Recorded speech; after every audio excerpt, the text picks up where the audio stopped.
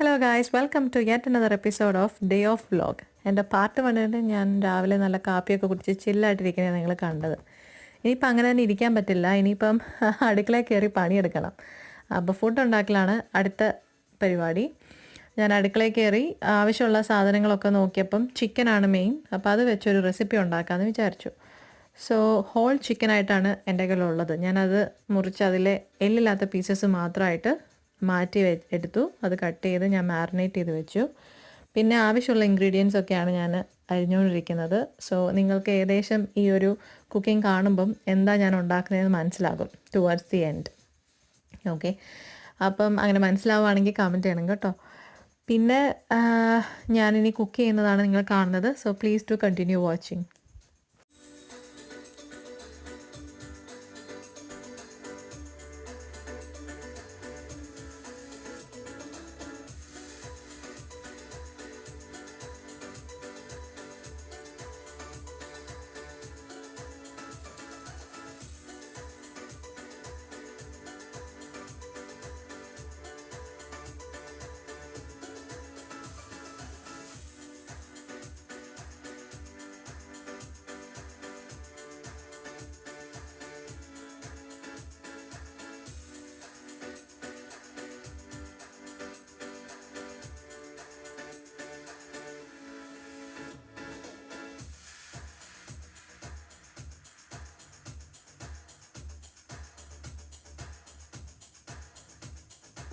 അങ്ങനെ എൻ്റെ കുക്കിംഗ് കഴിഞ്ഞു. ഞാൻ എന്താ ഉണ്ടാക്കിക്കൊണ്ടിരുന്നത് നിങ്ങൾക്ക് മനസ്സിലായെന്ന് വിചാരിക്കുന്നു. ഞാൻ ബട്ടർ ചിക്കനാണ് ട്രൈ ചെയ്തത്.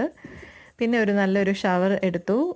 ഹെയർ വാഷ് ഡേ കൂടിയായിരുന്നു. Hair look so greasy. Even നിങ്ങൾക്ക് ആ പാർട്ട് 1 കാണാൻ പറ്റും. അപ്പോൾ എനിക്ക് ഭയങ്കര ഒരു നല്ലൊരു ഫ്രഷ്നെസ്സും നല്ലൊരു റിലീഫായിരുന്നു after the shower. And then I went straight to the kitchen. ഇനി പൊറോട്ട ഉണ്ടാക്കണം. പൊറോട്ട ആൻഡ് ബട്ടർ ചിക്കൻ ആണ് എൻ്റെ പ്ലാന്. അപ്പോൾ ഫ്രോസൺ പൊറോട്ടയാണ്. സോ അതുണ്ടാക്കുന്നതാണ് നിങ്ങൾ കണ്ടുകൊണ്ടിരിക്കുന്നത്.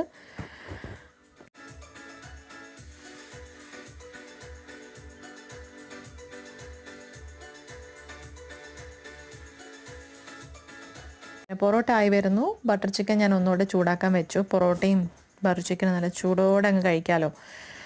അപ്പം അങ്ങനെ ടേസ്റ്റിംഗ് ടൈമായി.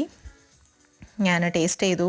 ആക്ച്വലി നല്ല ടേസ്റ്റ് ഉണ്ടായിരുന്നു. ഞാൻ ബട്ടർ ചിക്കൻ ആദ്യമായിട്ടാണ് പ്രിപ്പയർ ചെയ്യുന്നത്. But it was really tasty. ഞാൻ നല്ല സംതൃപ്തിയോടെ ഞാൻ ഫുഡ് കഴിച്ചു.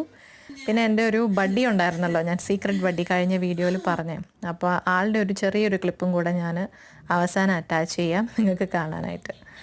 അപ്പോൾ ഇതുവരെ കണ്ടതിൽ thank you for watching. By.